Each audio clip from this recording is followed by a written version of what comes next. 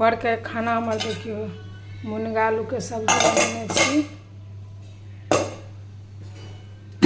भात, दालि, आलू कोबी के सब्जी आ ई धनिया पत्ता के चटनी। तो हम खाए ला लऽ लै छी। हम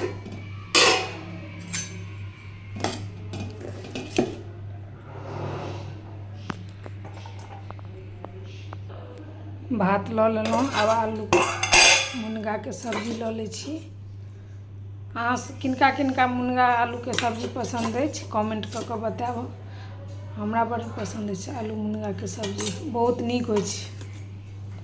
आ सबसँ बात छै जे फायदा करै छै ने, से बात छै।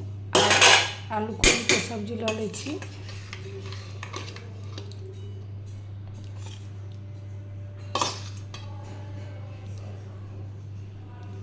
धनिया पत्ता चटनी लऽ लै छी।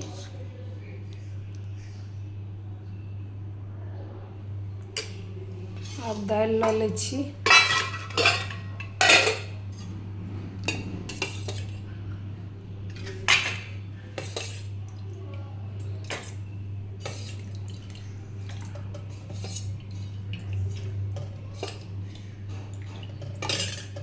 बस सब्जी लऽ लेलहुँ। तऽ आइके खाना अहाँ सबके केहन लागल, नीक लागल तऽ खाए ला चलि आउ, ठीक छै। हमहूँ खाए ला जाइ छी।